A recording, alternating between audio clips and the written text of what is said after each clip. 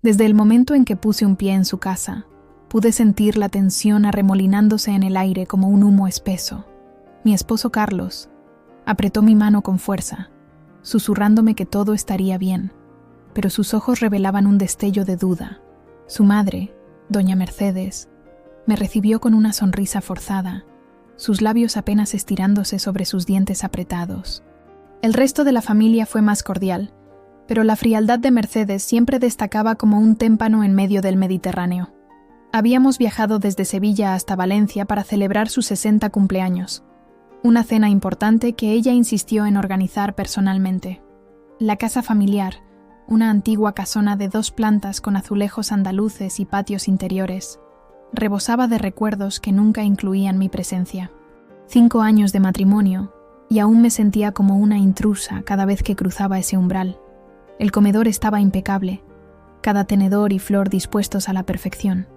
La vajilla de porcelana que había pertenecido a la abuela de Carlos brillaba bajo la luz de las lámparas de cristal, pero no podía ignorar la manera en que Mercedes me miraba cuando creía que no la observaba, o cómo susurraba detrás de servilletas a su marido, Antonio. Algo en su comportamiento parecía ensayado, como si estuviéramos todos en una obra de teatro donde yo era la única que desconocía el guión. «Elena, siéntate aquí, junto a Carlos», me indicó con un gesto que pretendía ser amable, pero que escondía algo más. Me asignó el lugar frente a ella, donde podría observarme durante toda la cena sin perder detalle. Hacía tiempo que sospechaba la desaprobación de Mercedes hacia mí. Una vez me había llamado una mujer sin raíces, porque venía de un pueblo pequeño de Extremadura y no de una familia establecida como la suya. Carlos había intentado protegerme de sus comentarios mordaces, pero esta noche percibía algo más que desaprobación. Había una extraña paciencia calculada en su sonrisa, una espera. «¿Qué tal el viaje desde Sevilla?», preguntó Lucía, la hermana de Carlos, intentando romper el hielo mientras Mercedes desaparecía en la cocina. «Tranquilo, aunque el tren llegó con retraso», respondí, agradecida por la conversación normal. Antonio, el padre de Carlos, un hombre de pocas palabras pero mirada profunda, me sonrió brevemente antes de que su expresión volviera a endurecerse, cuando Mercedes regresó de la cocina con una bandeja de aceitunas aliñadas y jamón ibérico. «La receta de mi madre», anunció con orgullo. De cuando las mujeres sabían cocinar de verdad. Carlos apretó mi rodilla bajo la mesa. Era su forma de decir «ignórala». Después de 5 años, habíamos desarrollado un lenguaje silencioso para sobrevivir a estas reuniones. Yo asentí imperceptiblemente mientras tomaba una aceituna. Estaba deliciosa, tenía que admitirlo. La cena transcurrió entre conversaciones superficiales sobre primos lejanos que nunca había conocido y anécdotas familiares de las que yo no formaba parte. Me esforcé por sonreír en los momentos adecuados, por parecer interesada en historias que había escuchado decenas de veces, pero mi mente estaba en otro lugar, observando cada movimiento de Mercedes. La prima Sofía comentó sobre mi trabajo como profesora de literatura en la universidad, y por un momento la conversación giró hacia algo en lo que podía participar. Hablé sobre mis estudiantes, sobre un proyecto de investigación que estaba desarrollando. Mercedes interrumpió abruptamente. «Estas cosas modernas, en mis tiempos, las mujeres sabían que su lugar estaba en casa, cuidando a su familia», dijo, mirándome directamente. «¿No es verdad, Antonio?». Antonio carraspeó incómodamente y murmuró algo inaudible mientras bebía su vino. La tensión se espesó. Vi a Carlos tensarse, listo para defenderme, pero negué levemente con la cabeza. No quería arruinar la celebración. «Cada época tiene sus virtudes, doña Mercedes», respondí con calma. «Aunque siempre he admirado cómo usted ha mantenido las tradiciones familiares». Mi respuesta diplomática pareció sorprenderla. Esperaba una reacción más directa, algo que justificara su animosidad. En cambio, le ofrecí un cumplido que no podía rechazar sin parecer maleducada. Sus ojos se entrecerraron levemente, evaluándome. «Las tradiciones son lo único que nos queda cuando todo lo demás se desmorona», respondió enigmáticamente. «Como esta casa, como esta familia». Carlos cambió rápidamente de tema, preguntando a su padre por los naranjos del patio, pero yo seguía sintiendo la mirada de Mercedes sobre mí. Había algo en sus ojos, una determinación fría que me provocaba escalofríos. Mientras la cena avanzaba, noté que Mercedes insistía constantemente en servirme más vino, en llenar mi plato, en asegurarse de que probara cada plato. Un cuidado excesivo que contrastaba con su habitual desdén hacia mí. «Estás muy delgada, Elena», comentó en un momento dado. «Una debe cuidarse para darle hijos fuertes a su marido». El comentario, cargado de expectativas tradicionales y reproches velados, hizo que me tensara. Carlos y yo habíamos decidido esperar para tener hijos, algo que Mercedes consideraba casi una traición a la línea familiar. «Mamá, por favor», intervino Carlos. «No empieces con eso otra vez». Mercedes levantó las manos en un gesto de falsa inocencia. «Solo me preocupo por vosotros. El tiempo pasa más rápido de lo que creéis». Pero yo podía sentirlo. Bajo esa preocupación aparente se escondía algo más oscuro. Sus ojos brillaban con un propósito que no lograba descifrar. Cuando se levantó para ir a la cocina a preparar el postre, la seguí con la mirada. Había algo en su manera de moverse, decidida y contenida a la vez, que me inquietaba profundamente. «Está más tensa que de costumbre», susurré a Carlos cuando Mercedes desapareció tras la puerta. «Es su cumpleaños», respondió él, restándole importancia. «Siempre se pone así en las celebraciones». Pero yo sabía que era algo más. Lo presentía en cada fibra de mi ser.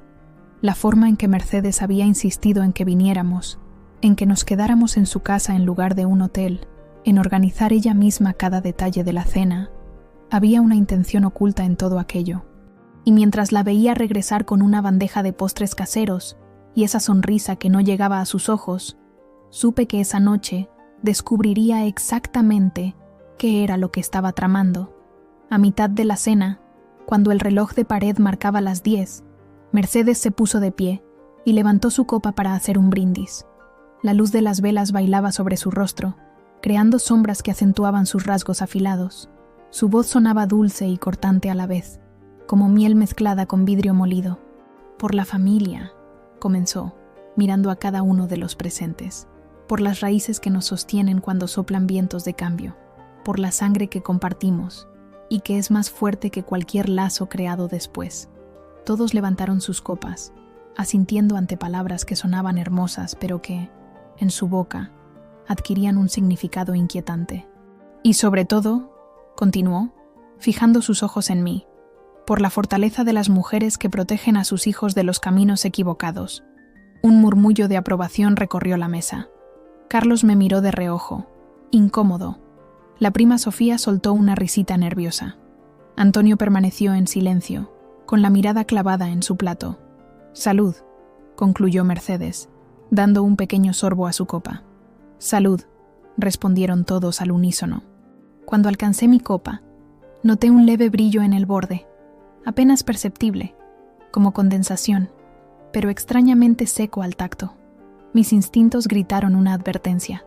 Mercedes había servido las bebidas ella misma en la cocina, insistiendo en que quería hacerlo todo para su noche especial.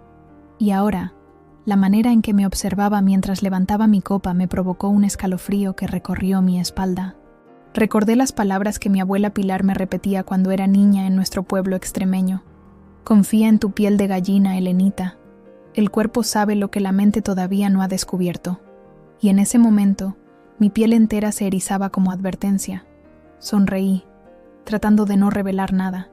Con toda la naturalidad posible, dejé mi copa en la mesa y tomé la de Antonio cuando él se giró por un momento para responder a una pregunta de Lucía. Un pequeño intercambio, suave y silencioso. Los ojos de Mercedes se ensancharon ligeramente, pero no dijo una palabra. Solo esperó. Carlos estaba distraído, conversando animadamente con su primo Miguel sobre los últimos partidos del Valencia CF. No se dio cuenta de mi maniobra. Nadie lo hizo, excepto Mercedes, cuya expresión pasó fugazmente del triunfo a la confusión, y luego a algo que parecía casi admiración. «Elena», dijo de pronto, «¿te importaría ayudarme a traer el postre? He preparado tarta de Santiago, una receta especial. No quería quedarme a solas con ella, pero rechazar su petición habría parecido sospechoso. Además, necesitaba entender qué estaba sucediendo». «Por supuesto», respondí, levantándome con una sonrisa que esperaba no delatara mi nerviosismo. La seguí hasta la cocina, un espacio amplio dominado por una antigua mesa de madera y azulejos valencianos de colores brillantes. El aroma a almendra y canela flotaba en el aire. «¿Sabes?», comenzó ella mientras sacaba la tarta del refrigerador. «Siempre he pensado que eres más inteligente de lo que aparentas». «¿Perdón?», pregunté, manteniéndome cerca de la puerta. La gente de pueblo suele tener instintos más agudos. Su voz era casi amable, pero sus ojos seguían fríos como el acero. Mi Antonio también viene de un pueblo. Puede que por eso nunca ha sabido ver más allá de una cara bonita. La insinuación me ofendió, pero mantuve la calma. El valor de las personas no depende de su origen, doña Mercedes. ¡Qué diplomática!, sonrió ella, cortando la tarta con precisión quirúrgica. Eso no te lo enseñaron en tu pueblo, ¿verdad? Eso lo aprendiste para sobrevivir en nuestro mundo. Había algo extrañamente íntimo en esta conversación, como si por primera vez Mercedes me hablara directamente, sin la máscara de cortesía que solía usar. Todos aprendemos a adaptarnos, respondí. Usted también debe haberse adaptado muchas veces a lo largo de su vida. Sus manos se detuvieron un instante. Luego continuó sirviendo las porciones de tarta como si nada. ¿Sabes por qué nunca me has gustado, Elena?, preguntó abruptamente. Tengo algunas teorías, respondí con sinceridad. Te pareces demasiado a mí cuando era joven, dijo sorprendiéndome. Determinada, inteligente, dispuesta a luchar por lo que quieres. No supe qué responder. No era lo que esperaba oír. La diferencia es que yo luché por esta familia, mientras que tú... Dejó la frase en el aire mientras colocaba las porciones de tarta en platos decorados. Yo también amo a esta familia, dije. Amo a Carlos. El amor no es suficiente, respondió con dureza. La lealtad sí, y tú nunca serás leal a lo que no entiendes. Antes de que pudiera responder, un grito nos interrumpió desde el comedor. La voz de Lucía sonaba aterrada. «Papá, papá, ¿qué te pasa?». Mercedes dejó caer el cuchillo, que repiqueteó contra el suelo de baldosas. Por un instante, su rostro mostró una expresión que nunca le había visto. Puro terror.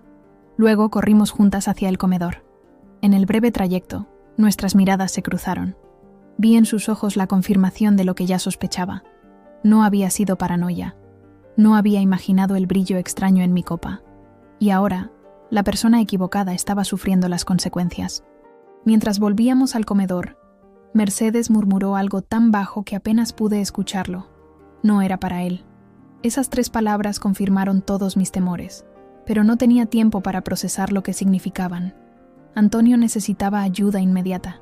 El comedor, que minutos antes había sido escenario de una celebración tensa pero civilizada, ahora era un caos.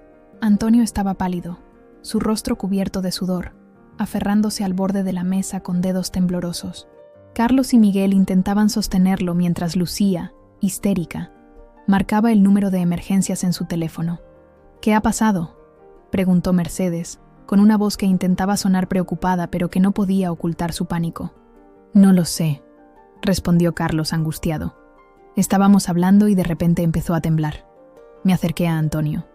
Había trabajado como voluntaria en Cruz Roja durante mis años universitarios y reconocía los síntomas. Pupilas dilatadas, sudoración excesiva, temblores, respiración irregular. ¿Ha tomado alguna medicación?, pregunté con firmeza tomando su pulso. Era débil y errático. Solo sus pastillas para la tensión esta mañana, respondió Lucía entre sollozos. Miré directamente a los ojos de Mercedes. ¿Algo más que debamos saber? Por un segundo, vi el debate interno en su rostro. Luego, negó con la cabeza. Nada. Mentira. Lo supe con certeza absoluta. Pero no era el momento de confrontaciones. Antonio necesitaba atención médica urgente. La ambulancia viene en camino, informó Lucía, guardando su teléfono con manos temblorosas. Los minutos que siguieron fueron eternos. Coloqué a Antonio en posición lateral de seguridad mientras esperábamos. Carlos sostenía la mano de su padre, murmurando palabras de aliento. Mercedes permanecía ligeramente apartada, como una estatua, con el rostro cenizo. Cuando finalmente llegaron los paramédicos, les expliqué lo sucedido. Omití mis sospechas, pero mencioné que el malestar había comenzado justo después de beber vino. ¿Podemos llevar la copa?, preguntó uno de ellos. Mercedes intervino rápidamente. Ya la recogí. Estaba vacía. Nuestras miradas se encontraron de nuevo. En sus ojos leí un mensaje claro. Esto quedaba entre nosotras. Mientras subían a Antonio a la ambulancia, Carlos me abrazó con fuerza. «Gracias por mantener la calma», susurró en mi oído. «No sé qué habría hecho sin ti». Sobre su hombro, vi a Mercedes observándonos. Su expresión era indescifrable, una mezcla de miedo, resentimiento y algo más. Quizás una pizca de respeto reluctante. «Vamos al hospital», dijo Carlos tomándome de la mano. Asentí, sabiendo que la verdadera batalla apenas comenzaba, porque ahora estaba segura. Mi suegra había intentado envenenarme, y por algún terrible giro del destino, su marido había sido la víctima. El Hospital La Fe de Valencia era un laberinto de pasillos blancos y luces fluorescentes. Llevábamos 3 horas esperando noticias, sentados en incómodas sillas de plástico que parecían diseñadas para impedir el descanso. Carlos caminaba de un lado a otro, deteniéndose ocasionalmente para mirar por la ventana hacia la ciudad iluminada. Su rostro reflejaba una preocupación que rara vez le había visto mostrar. Mercedes permanecía sentada al otro extremo de la sala, flanqueada por Lucía y Miguel. De vez en cuando, nuestras miradas se cruzaban brevemente antes de que ella desviara la suya. Había algo roto en su postura, como si toda la rigidez que la caracterizaba se hubiera desmoronado de golpe. Sus manos, siempre impecablemente cuidadas, temblaban mientras pasaba las cuentas de un viejo rosario. «Familia de Antonio Velasco», llamó finalmente un médico desde la puerta. Todos nos levantamos a la vez. El doctor, un hombre de unos 50 años con gafas de montura fina, nos miró con expresión seria pero tranquilizadora. «Está estable», anunció, provocando un suspiro colectivo de alivio. «Hemos detectado una arritmia severa y síntomas de intoxicación. ¿Alguno de ustedes sabe si ha ingerido algo inusual?» Un silencio incómodo se instaló en el grupo. Sentí la mirada de Mercedes clavada en mi nuca. «Solo lo normal en la cena», respondió Carlos. «Vino, algo de comida casera. El análisis toxicológico completo tardará unas horas», continuó el médico. «Pero los síntomas son consistentes con una ingesta de digitoxina combinada con un sedante. Es una combinación inusual». «¿Digitoxina?», preguntó Lucía. «¿Qué es eso?» «Un compuesto presente en algunas plantas como la digital o dedalera», explicó el médico. «En dosis controladas se usa para tratar problemas cardíacos, pero en exceso puede ser muy peligroso». Vi cómo Mercedes se llevaba una mano a la boca, ahogando un gemido. Su jardín estaba lleno de plantas medicinales tradicionales. Recordé haber visto las flores púrpuras de la digital en una esquina, junto a las hierbas aromáticas que ella tanto se enorgullecía de cultivar. «¿Está sugiriendo que alguien lo envenenó?», preguntó Carlos, con una voz que apenas reconocí. El médico ajustó sus gafas, incómodo. «No estoy sugiriendo nada. Solo reporto lo que hemos encontrado. La policía ha sido notificada, como es protocolo en estos casos». La palabra policía cayó como una bomba en la sala de espera. Miguel abrazó a Lucía, que comenzó a sollozar suavemente. Carlos se pasó las manos por el pelo, gesto que siempre hacía cuando estaba sobrepasado.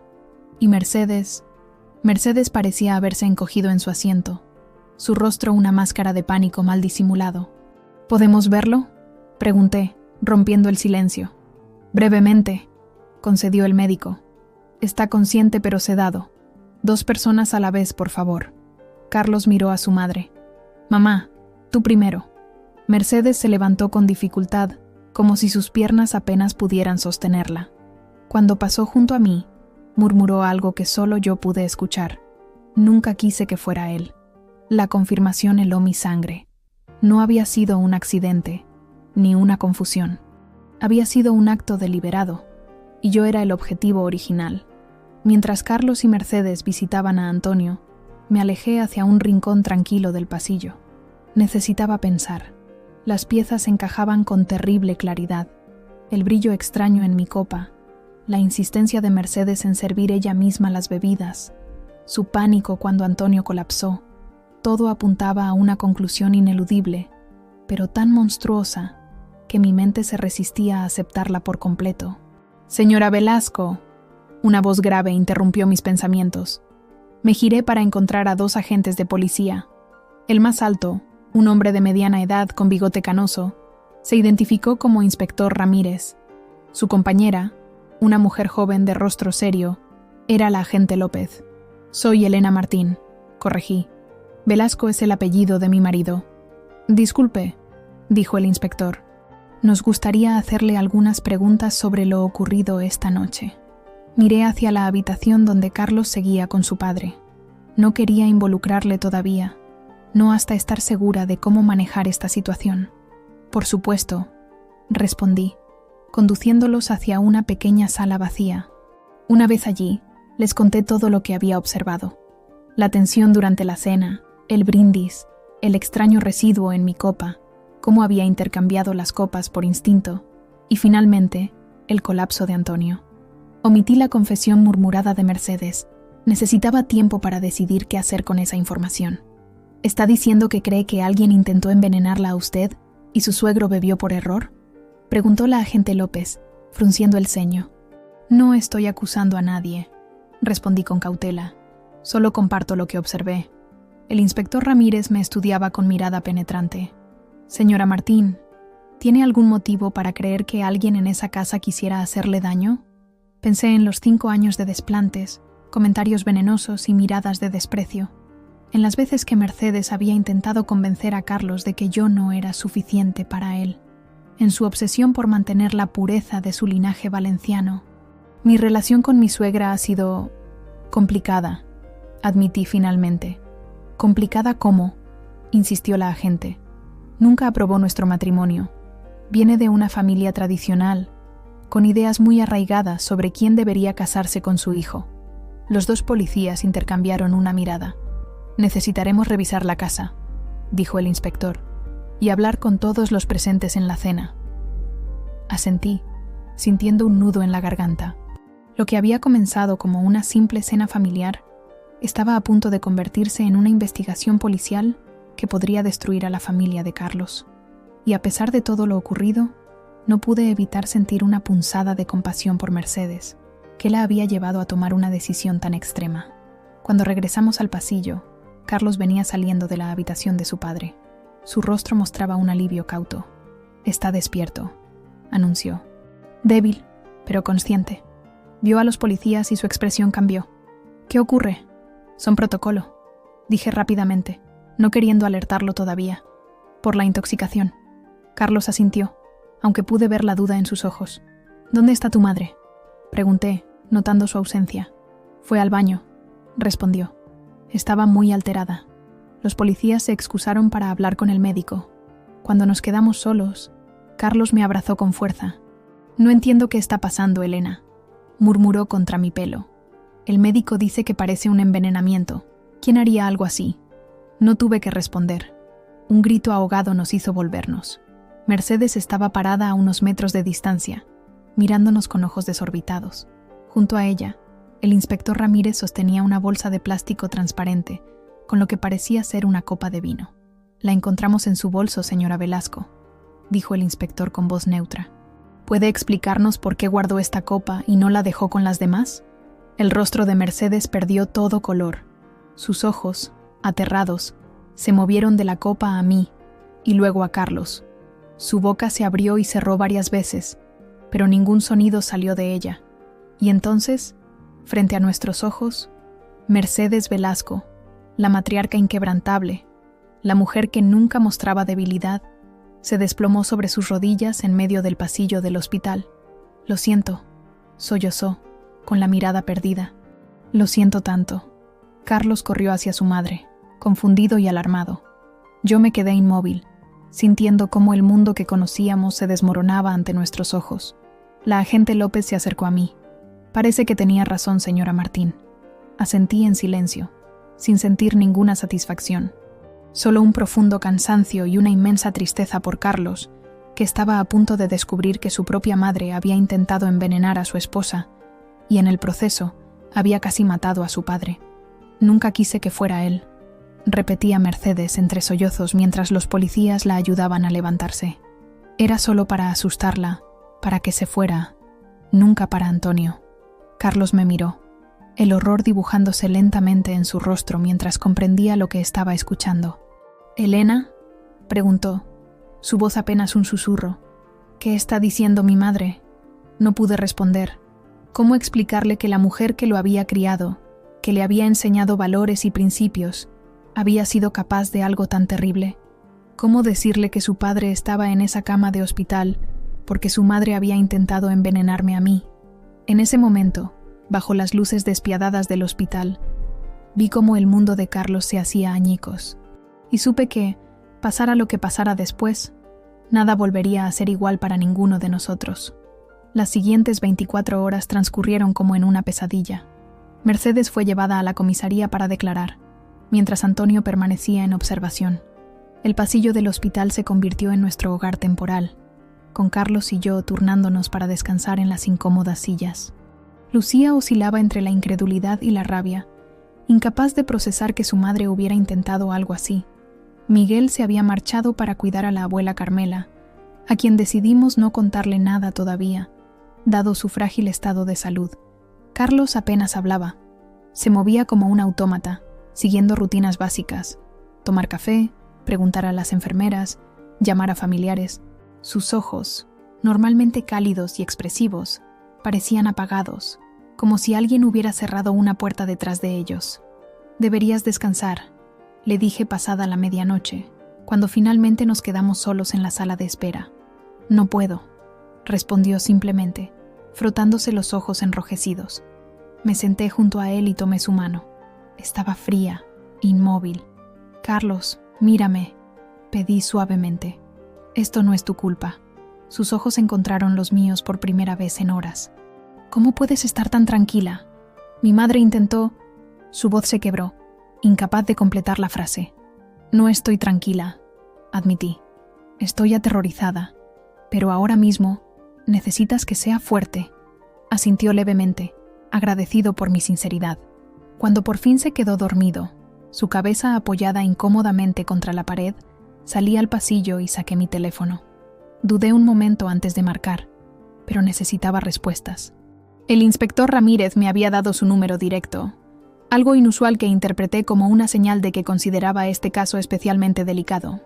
Respondió al tercer tono, su voz ronca pero alerta a pesar de la hora. «Inspector Ramírez, soy Elena Martín», dije en voz baja para no despertar a Carlos. «Lamento llamar tan tarde». «No se preocupe, estaba esperando su llamada». Su respuesta me sorprendió. «¿Lo estaba?» «Señora Martín, llevo 30 años en la policía. Reconozco cuando alguien retiene información para proteger a los demás». Era perspicaz. Me apoyé contra la pared fría del hospital, observando a una enfermera que pasaba con una carpeta de documentos. «¿Ha confesado?», pregunté. «Sí y no», respondió con un suspiro. Admite haber puesto algo en su copa, pero insiste en que solo era un laxante para darle una lección. Dice que no entiende cómo pudo causar esos síntomas en su marido. No la creo. Yo tampoco, concordó el inspector. El laboratorio ha analizado los residuos de la copa que guardó. Encontramos una mezcla de lorazepam, un ansiolítico común, con extracto concentrado de digital.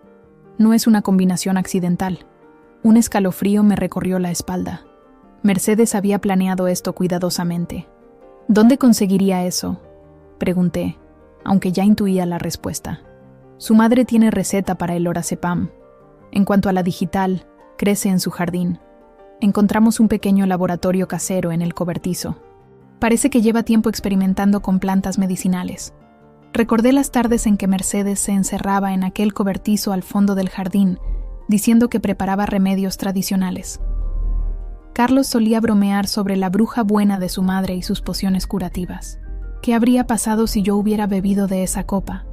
La pregunta escapó de mis labios antes de poder detenerla. Hubo un silencio al otro lado de la línea. En la dosis encontrada, dijo finalmente, probablemente no habría sido letal, pero le habría causado síntomas similares a los de su suegro: arritmia, vómitos, desorientación, suficiente para enviarla al hospital. Respiré hondo, procesando la información. Mercedes no había intentado matarme, sino enfermarme gravemente. ¿Para asustarme? ¿Para alejarme de Carlos? ¿Qué pasará ahora?, pregunté. Será acusada formalmente de intento de envenenamiento. Dada su edad y su falta de antecedentes, es posible que no vaya a prisión, pero eso dependerá del juez y de si su suegro decide presentar cargos. Antonio. En medio de todo el caos, casi había olvidado que él era la verdadera víctima. ¿Qué haría cuando supiera que su esposa de 40 años había estado dispuesta a envenenar a su nuera? Gracias, inspector, dije. Una última pregunta. ¿Cómo supo que la copa estaba en su bolso? Hubo una pausa breve antes de que respondiera. Una cámara de seguridad en el comedor, explicó. Su suegro las instaló hace unos meses tras un pequeño robo. La grabación muestra claramente a su suegra recogiendo su copa después del colapso y guardándola en su bolso. Una risa amarga escapó de mi garganta. ¿Hay una cámara en el comedor? ¿Todo quedó grabado? Todo, confirmó, incluido el momento en que usted intercambió las copas. Por supuesto. El último acto de la tragedia sería ese. Mercedes atrapada por las mismas cámaras que su marido había instalado para proteger su hogar. Tras colgar, regresé junto a Carlos. Seguía dormido, con la expresión atormentada incluso en sueños. ¿Debía contarle todo lo que sabía? ¿O era mejor protegerlo de la dura verdad sobre las intenciones de su madre? La decisión se tomó por sí sola cuando, al amanecer, el inspector Ramírez apareció en la sala de espera. Carlos se despertó sobresaltado, alerta de inmediato. «Buenos días», saludó el inspector. «Tengo información que creo que deberían conocer». Nos explicó los resultados del análisis toxicológico, confirmando lo que ya me había adelantado por teléfono. La mezcla de sedante y digitoxina, el laboratorio casero, las pruebas en video. Con cada palabra, veía cómo Carlos se encogía más en su asiento. «¿Puedo ver esa grabación?», preguntó finalmente, con voz ronca. El inspector dudó. «No es agradable, señor Velasco». «Necesito verla», insistió. «Necesito entender». Media hora después, en una pequeña sala de la comisaría cercana al hospital, observamos la grabación en silencio. La imagen era sorprendentemente clara. Mercedes sirviendo el vino en la cocina, añadiendo algo a una de las copas, mi intercambio instintivo, el colapso de Antonio, y finalmente, Mercedes recogiendo la evidencia con manos temblorosas. Carlos observaba como petrificado. Cuando terminó, se quedó mirando la pantalla en negro durante lo que pareció una eternidad.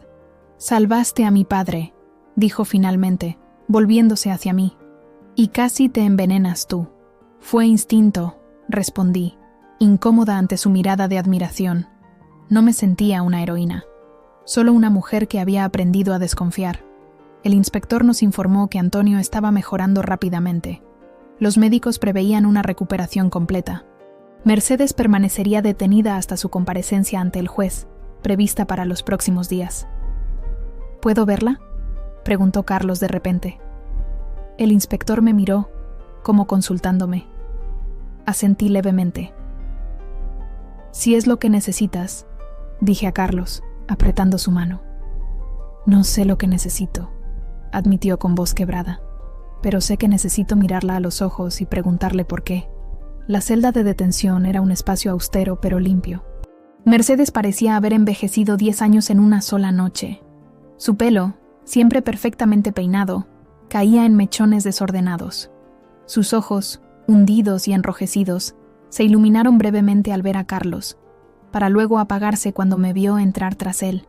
«Hijo mío», susurró, extendiendo una mano que Carlos no tomó. «¿Por qué, mamá?», preguntó simplemente. Mercedes me miró, luego volvió a fijar sus ojos en su hijo. «Quería protegerte», dijo finalmente. «Ella no es la mujer adecuada para ti». Carlos apretó los puños. ¿Y envenenarla era la solución? ¿Casi matar a papá? Nunca quise hacerle daño a tu padre. Sollozó Mercedes. Era solo para ella, para asustarla, para que se fuera. No era suficiente para matarla, solo para enfermarme, completé, hablando por primera vez, para que Carlos tuviera que cuidarme, para crear tensión entre nosotros. Mercedes asintió levemente, sin atreverse a mirarme directamente. «¿Qué te hice?», pregunté, necesitando entender. «¿Tan terrible es que ame a tu hijo?». No respondió. En su lugar, miró a Carlos con ojos suplicantes. «Tu padre nunca debe saber que fue deliberado», dijo. «Dile que fue un accidente, que confundí sus medicinas con las hierbas para el té». Carlos retrocedió como si le hubiera abofeteado. ¿Todavía estás mintiendo? ¿Todavía intentando manipular? Dio media vuelta y salió de la celda. Lo seguí tras dedicar una última mirada a Mercedes, que se había derrumbado sobre la silla metálica, sollozando silenciosamente. En el pasillo, Carlos golpeó la pared con el puño. Luego se recostó contra ella, respirando agitadamente. «No la reconozco», dijo. «Esa mujer no es mi madre». Lo abracé en silencio, sintiendo cómo temblaba. No había palabras que pudieran aliviar su dolor.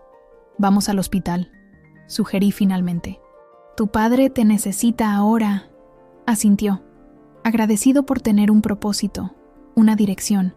Mientras salíamos de la comisaría, el sol comenzaba a elevarse sobre Valencia, bañando la ciudad en una luz dorada que contrastaba cruelmente con la oscuridad que habíamos presenciado.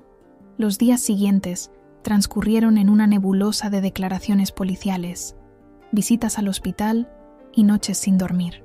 Antonio mejoraba constantemente, aunque los médicos insistían en mantenerlo en observación para asegurarse de que no hubiera daños cardíacos permanentes.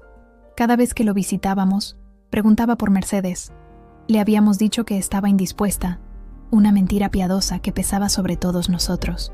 Una semana después del incidente, mientras Carlos se quedaba con su padre, decidí visitar a Mercedes en el centro de detención. No sabía exactamente por qué necesitaba verla, pero sentía que había piezas de este rompecabezas que aún no encajaban. «No esperaba verte», dijo Mercedes cuando me senté frente a ella, separadas por una mesa de metal atornillada al suelo. Su aspecto había mejorado ligeramente, aunque seguía pareciendo una versión descolorida de la mujer imponente que había conocido. «Yo tampoco esperaba venir», admití, «pero necesito entender». Mercedes estudió mis manos entrelazadas sobre la mesa, evitando mi mirada. «¿Qué quieres saber?», preguntó finalmente. «La verdad. No para Carlos ni para la policía. Para mí». Un silencio se extendió entre nosotras, roto solo por el distante sonido de puertas metálicas cerrándose en algún lugar del edificio. «Nunca fuiste tú realmente», comenzó Mercedes, su voz apenas audible. «Eras lo que representabas». «¿Y qué represento?». Sus ojos finalmente encontraron los míos, cargados de un dolor antiguo que me sorprendió. «El pasado que nunca pude enterrar», respondió. «Cada vez que te miro, veo a esa mujer». «¿Qué mujer?». Mercedes respiró hondo, como si se preparara para sumergirse en aguas profundas y turbias. «Mariana», dijo el nombre como si le quemara la lengua. «La mujer con quien Antonio me traicionó hace 27 años». La revelación me dejó sin palabras. En 5 años de matrimonio con Carlos, nunca había escuchado nada sobre una infidelidad de Antonio. «Era extremeña, como tú», continuó Mercedes, con voz monótona, como si recitara una historia dolorosa que había repasado 1000 veces en su mente. «Profesora, como tú», con ese mismo aire de independencia, esa manera de hablar que hace que todos la escuchen. «Carlos no sabe nada de esto», dije, no como pregunta, sino como confirmación. «Nadie lo sabe», respondió. Me aseguré de ello. Algo en su tono me produjo un escalofrío. «¿Qué quieres decir?». Mercedes dibujó círculos invisibles sobre la mesa con un dedo, perdida en recuerdos. Antonio era socio en el bufete de abogados. Yo acababa de dar a luz a Lucía, nuestro segundo hijo. Carlos tenía 3 años. Comenzó. Mariana llegó como profesora particular para Carlos, que era un niño precoz. Yo estaba demasiado ocupada con el bebé, con mantener la casa perfecta, con ser la esposa ideal de un abogado prominente. Sus ojos se oscurecieron. No vi las señales al principio. Las horas extra en el despacho, los viajes de fin de semana para conferencias, el súbito interés en la educación de Carlos. Cuando descubrí la verdad, llevaban 6 meses viéndose. «Lo siento», dije automáticamente, aunque una parte de mí se preguntaba qué tenía que ver todo esto conmigo. Mercedes soltó una risa amarga. «No lo sientas. Lo que hice después no merece compasión». Se inclinó ligeramente hacia mí, bajando la voz. Le dije que lo sabía todo, que tenía pruebas, que si no terminaba con ella inmediatamente, me llevaría a los niños tan lejos que nunca volvería a verlos, y me aseguraría de que perdiera el bufete, la casa, todo. «Un ultimátum», murmuré. «Funcionó. Eligió a su familia», dijo Mercedes con una sonrisa vacía. «Pero eso no fue suficiente para mí». Quería asegurarme de que esa mujer desapareciera completamente de nuestras vidas. ¿Qué hiciste?, pregunté, sintiendo un nudo en el estómago. La amenacé, confesó sin rodeos. Le dije que si alguna vez intentaba contactar con Antonio o aparecía cerca de mi familia, me aseguraría de que perdiera su trabajo, su reputación, todo. Tenía contactos en la junta escolar. Podía hacerlo. Y funcionó. Se marchó de Valencia esa misma semana, confirmó Mercedes. Antonio nunca preguntó por ella. Sabía las condiciones. Procesé esta información en silencio. Era una historia de celos y venganza, pero seguía sin explicar por qué Mercedes me odiaba tan intensamente desde el principio. Pero eso fue hace casi 30 años, señalé. ¿Qué tiene que ver conmigo? Mercedes me estudió como si la respuesta fuera obvia. Cuando Carlos te trajo a casa por primera vez, casi me desmayo, dijo. Eras su viva imagen. No idéntica, pero había algo en tu forma de moverte, de hablar. Y luego supe que eras de Extremadura, profesora como ella. Una coincidencia, dije, empezando a entender. No existen las coincidencias, respondió Mercedes con firmeza. Era una señal, un recordatorio de mi fracaso. Como si el destino se burlara de mí, trayendo a la doble de esa mujer para casarse con mi hijo. Por fin comprendí la profundidad de su animosidad. No era por mí, sino por lo que yo representaba en su mente torturada, la materialización de sus miedos más profundos, la prueba viviente de una herida que nunca había sanado. La noche que intentaste, que pasó todo esto, dije con cuidado. ¿Qué te hizo llegar tan lejos? Sus manos comenzaron a temblar sobre la mesa. Esa tarde encontré una foto, respondió, su voz quebrándose. Estaba buscando el álbum de bodas para mostrárselo a la prima Sofía, y entre las páginas había una fotografía que creía haber destruido. Antonio y ella, en alguna playa. Él la miraba como nunca me miró a mí. Una lágrima solitaria rodó por su mejilla. Y entonces algo se rompió dentro de mí. Continuó. 30 años guardando un secreto, vigilando cada movimiento de Antonio, construyendo una fachada perfecta. Todo para que esa mujer siguiera presente, escondida en un álbum, como burlándose de mí. Y tú en mi casa, con su misma sonrisa, amada por mi hijo como ella lo fue por mi marido.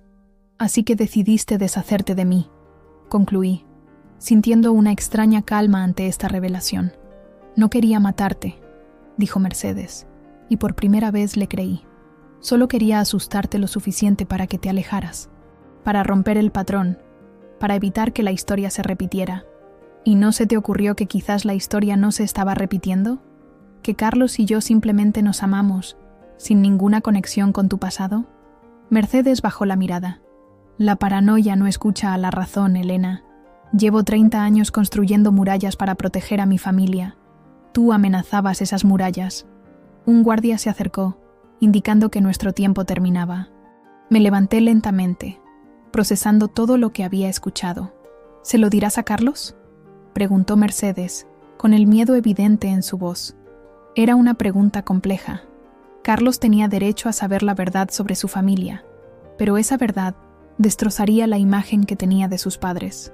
No lo sé, respondí con honestidad, pero si lo hago, no será por venganza.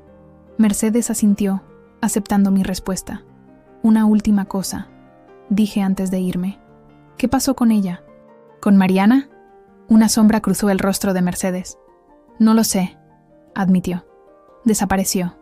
A veces me pregunto si fue feliz, si rehizo su vida. ¿Te importa?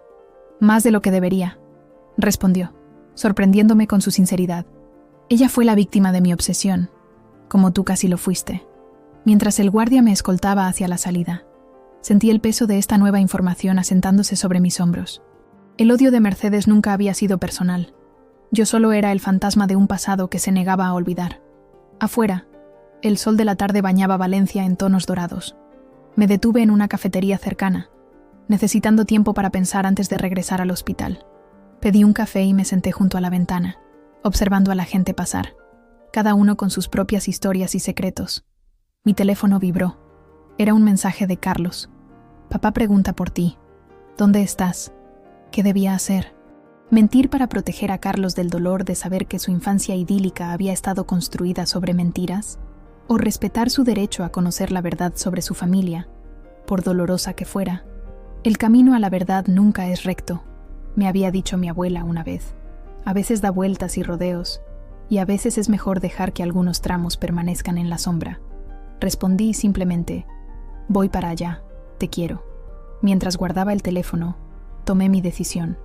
Le contaría a Carlos la verdad, pero no hoy, no mientras su padre estuviera recuperándose, no mientras las heridas estuvieran tan frescas. Habría un momento adecuado, y sabría reconocerlo cuando llegara. Por ahora, lo único que importaba era que Carlos no estuviera solo mientras navegaba este mar turbulento en que se había convertido su vida, y yo estaría allí, sosteniendo su mano, pasara lo que pasara. 3 meses después, el cielo de Madrid nos recibió con una lluvia suave y persistente. Nuestro apartamento, un 3er piso en el barrio de Malasaña, estaba lleno de cajas sin desempacar y muebles dispuestos al azar. A través de la ventana abierta entraba el sonido de la ciudad, conversaciones distantes, el claxon ocasional de un taxi, música que escapaba de algún bar cercano, sonidos nuevos, de una vida nueva. La decisión de mudarnos no había sido fácil.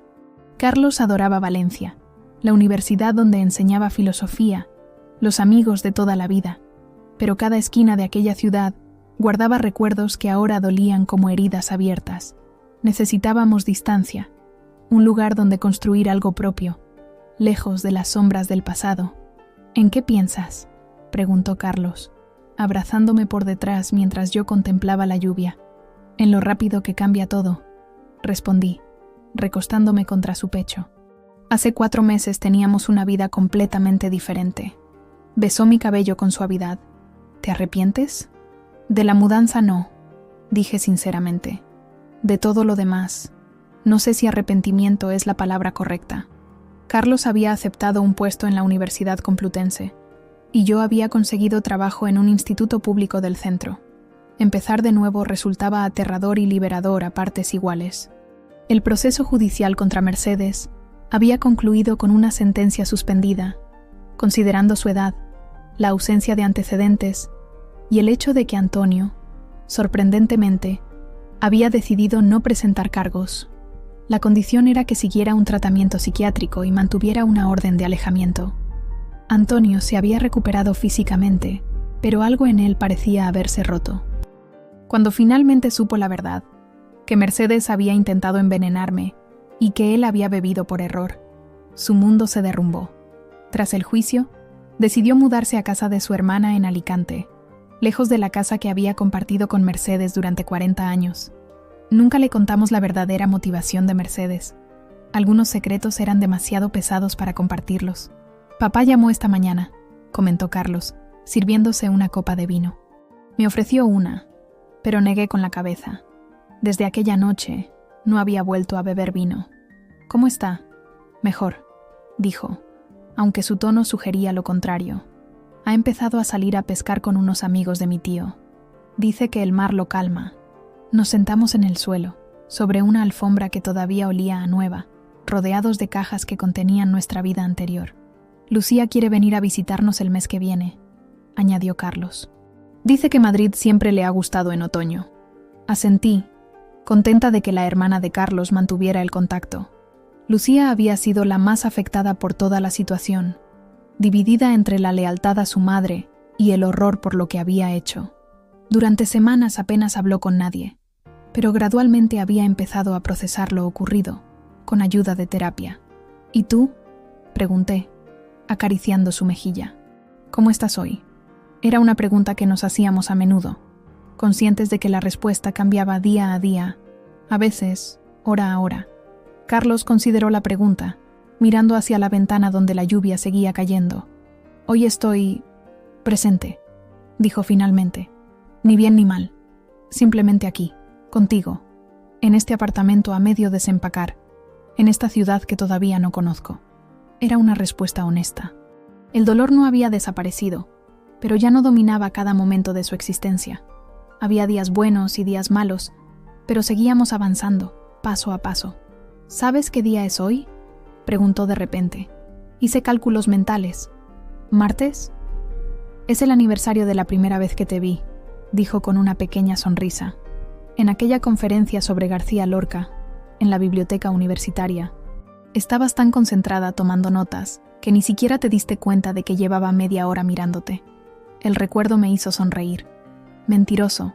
Fue en la cafetería de la facultad y yo estaba corrigiendo exámenes. Ah, ¿ves? Sabía que lo recordabas. Rió, atrayéndome hacia él. Era un juego que teníamos desde hace años. Él siempre inventaba versiones románticas de nuestro primer encuentro, y yo siempre lo corregía con la versión real, mucho más prosaica. Yo, agobiada por una pila de exámenes, derramando café sobre mis papeles. Él, ofreciéndome servilletas y quedándose a charlar más tiempo del necesario. 6 años, murmuró contra mi cabello. Y todavía me sorprende despertar junto a ti cada mañana. Lo abracé con fuerza, agradecida por su capacidad de encontrar belleza incluso en los momentos más oscuros. El sonido del timbre interrumpió nuestro momento. Carlos se levantó para atender, mientras yo comenzaba a desempacar una caja de libros, organizándolos alfabéticamente como siempre hacía. Regresó acompañado de un hombre mayor que reconocí de inmediato, Antonio. Parecía más delgado y llevaba una barba entrecana que nunca antes le había visto, pero sus ojos seguían siendo amables. «Antonio», exclamé, sorprendida. «No sabíamos que vendrías. Fue una decisión de último momento», explicó, abrazando a su hijo con fuerza. «Necesitaba verlos, asegurarme de que estaban bien. Le ofrecimos té, lo único que teníamos preparado en nuestra cocina aún desordenada. Nos sentamos en sillas dispares alrededor de una mesa que todavía no habíamos decidido dónde colocar. Lamento aparecer sin avisar», dijo Antonio, sus manos ligeramente temblorosas alrededor de la taza. «Pero hay algo que necesito decirles, y no podía hacerlo por teléfono». Carlos y yo intercambiamos una mirada de preocupación. «¿Está todo bien, papá? ¿Tu salud?» «Mi salud está bien», lo tranquilizó Antonio. «Es sobre Mercedes». Mi corazón se aceleró. ¿Habría descubierto la verdad sobre Mariana? ¿Sabría que yo conocía ese secreto? «Hemos decidido divorciarnos», anunció simplemente. «Después de 42 años, es el fin». Carlos asintió lentamente. No era una sorpresa, pero escucharlo en voz alta le daba una finalidad dolorosa. «Lo siento, papá», dijo sinceramente. «No lo sientas», respondió Antonio con una serenidad que me sorprendió. Debía hacerlo hace muchos años. Tal vez nada de esto habría ocurrido si hubiera tenido el valor de enfrentar la verdad. Sus palabras me provocaron un escalofrío. ¿A qué verdad se refería? «¿Qué verdad, papá?», preguntó Carlos, dando voz a mi pensamiento. Antonio respiró hondo, como preparándose. «Que nuestro matrimonio murió hace décadas», dijo con voz queda. «Nos convertimos en actores interpretando los papeles de marido y mujer. Pero el amor se fue hace mucho tiempo». Hubo un silencio mientras absorbíamos sus palabras. Entonces, Antonio me miró directamente. «Elena, Mercedes me contó que te visitó en el centro de detención». Sentí que la sangre abandonaba mi rostro. Carlos me miró, sorprendido. Nunca le había contado sobre esa visita. «Sí», admití. Necesitaba entender por qué me odiaba tanto. Antonio asintió. «¿Te habló de Mariana?». La pregunta quedó suspendida en el aire como un cristal a punto de romperse. Carlos nos miraba alternativamente, confundido. «¿Quién es Mariana?», preguntó. Miré a Antonio, una pregunta silenciosa en mis ojos. Él asintió levemente, dándome permiso. «Una mujer con quien tu padre tuvo una relación hace muchos años», respondí suavemente. Mercedes nunca lo superó. Carlos se puso pálido, procesando esta información. «¿Por eso intentó envenenarte? ¿Por algo que pasó antes de que yo naciera?». «Yo ya había nacido», corrigió Antonio. «Tenías 3 años. Y Mariana era tu profesora particular». La revelación cayó como una bomba. Carlos se levantó abruptamente, dando vueltas por la habitación mientras intentaba asimilar esta nueva verdad. «¿Mi profesora? ¿La recuerdo?». «Eras muy pequeño», dijo Antonio. «Probablemente no. ¿Por eso mamá intentó hacer daño a Elena? ¿Porque le recordaba a esa mujer?». Antonio asintió. «Mercedes siempre vio fantasmas donde no lo sabía. Y cuando tú trajiste a Elena a casa, Supongo que fue demasiado para ella. ¿Lo sabías?, preguntó Carlos, su voz casi un susurro. ¿Sabías lo que planeaba hacer? No, respondió Antonio con firmeza. Nunca pensé que llegaría tan lejos, pero sabía que la detestaba, y debía haber hecho algo al respecto. Mi silencio también es culpable. Se volvió hacia mí. Lo siento tanto, Elena. Siento no haberte protegido como debía. No era tu responsabilidad, respondí, conmovida por su sinceridad. Sí que lo era, insistió. Todos guardamos silencio demasiado tiempo en esa casa, y el silencio puede ser mortal. Sus palabras resonaron profundamente en mí. Era cierto. El silencio, los secretos, las verdades a medias, todo había contribuido a crear el ambiente tóxico que finalmente explotó aquella noche. ¿Qué pasó con ella?, preguntó Carlos. Con Mariana. Antonio bajó la mirada. Desapareció de nuestras vidas. Mercedes se aseguró de ello. ¿La amabas? La pregunta de Carlos era directa, dolorosa en su simplicidad. Antonio tardó en responder. Sí, dijo finalmente, pero elegí a mi familia, a ti y a Lucía, y con el tiempo me convencí de que había sido lo correcto. ¿Y ahora? Ahora sé que los sacrificios basados en mentiras solo engendran más mentiras, respondió Antonio. Debí haber sido honesto, afrontar las consecuencias, y quizás habríamos encontrado un camino mejor, un camino sin tanto resentimiento, sin tanto dolor acumulado. Nos quedamos en silencio, cada uno procesando a su manera esta revelación. La lluvia seguía cayendo fuera, lavando las calles de Madrid, una ciudad que no conocía nuestra historia, que nos ofrecía la oportunidad de empezar de nuevo. Finalmente, Carlos se acercó a su padre y lo abrazó. No hacían falta palabras. En ese abrazo había perdón, comprensión y una promesa silenciosa de no repetir los errores del pasado. Esa noche, después de que Antonio se marchara a su hotel, Carlos y yo nos sentamos en el balcón, contemplando la ciudad iluminada. ¿Por qué no me contaste sobre tu visita a mi madre?, preguntó sin reproche, solo curiosidad. Estaba buscando el momento adecuado, respondí honestamente. No quería añadir más dolor al que ya sentías. Tomó mi mano entre las suyas. No más secretos entre nosotros, ¿vale? Por dolorosos que sean. No más secretos, prometí. Mientras Madrid se desplegaba ante nosotros, con sus luces y sus sombras, sentí que por fin podíamos respirar sin el peso del pasado sobre nuestros hombros. No sabíamos qué nos depararía el futuro, pero estábamos determinados a construirlo sobre cimientos de verdad y confianza. Y eso, después de todo lo ocurrido, era el verdadero nuevo comienzo.